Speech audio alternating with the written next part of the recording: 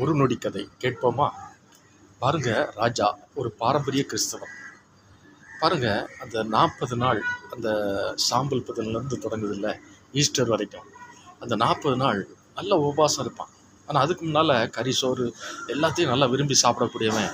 அந்த 40 நாள் வந்துட்டுனாலே ஒவ்வொரு வருஷமும் ஒரு பக்காவான உபவாசம் இருக்கக்கூடியவன். காலையில் மதியம் 2 வேளையும் இருக்கக்கூடியவன். அப்படி ஒரு பக்தி, கடவுளுக்காக நான் தியாகம் பண்ணுறேன், உபவாசம் இருக்கிறேன்னு சொல்லி உபவாசம் இருக்கிறவன்.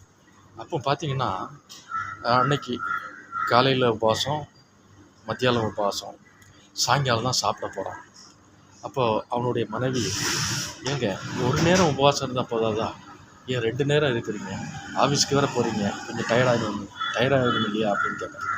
அதுக்கு அவன், அப்படி இல்லைம்மா, கடவுளுக்காக வருஷத்தில் 40 நாள் நாம் உபவாசம் இருக்கிறது என்ன தப்பு, அவர் நமக்கு எவ்வளவோ தியாகம் பண்ணியிருக்காரு அப்படின்ட்டு சொல்கிறார்.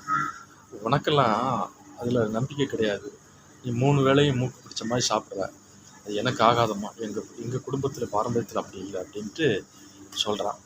உடனே அவள் சொல்கிறா, ஆமாங்க, நீங்கள் சாப்பிடாமல் இருக்கிறது ஒரு வகையில் உங்கள் ஆரோக்கியத்தையும் மேம்படுத்தும், உங்கள் ஆன்ம பலனையும் மேம்படுத்தும் அப்படிங்கிறது ஒரு நம்பிக்கையாக இருக்கட்டும். போன வாரத்தில் ஊர்லேருந்து எங்கள் மாமா வந்திருந்தாங்க. ஆனால் அவங்ககிட்ட நீங்கள் சாப்பிட்டீங்களா அப்படின்னு ஒரு வார்த்தை கூட கேட்கல. அதனால் அவங்க என்ன சொன்னாங்க தெரியுமா, நான் வெளியே போய் சாப்பிட்டுடுறேம்மா அப்படின்னு போயிட்டாங்க. பாருங்கள், மருமகன் கேட்கல அப்படிங்கிறதுக்காக அவங்களுக்கு ஒரு கோபம் இருந்தாலும் நான் எவ்வளவோ சொல்லி பார்த்தேன், ஆனால் கேட்கல. பாருங்கள், நீங்கள் சாப்பிடாமல் உபவாசம் இருக்கிறீங்க, ஆனால் அதே நேரத்தில் அந்த உபவாசம் அதுதான் முக்கியம். உபவாசத்தை விட பாசம்தான் முக்கியம். அவங்ககிட்ட ஒரு வார்த்தை நீ கேட்டிருக்கலாம். இப்படி நீங்கள் எத்தனை பேர்கிட்ட கேட்காம இருக்கீங்களோ தெரில.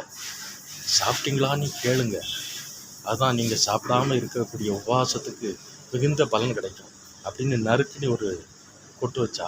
ஒன்று அவன் யோசிக்க ஆரம்பித்தான், நாம் செய்கிறது நல்லதா கெட்டதா அப்படின்னு அவன் மனச்சாட்சியை உறுத்திச்சு. உடனே அவன் பேச ஆரம்பித்தான் எல்லாத்துக்கிட்டையும்.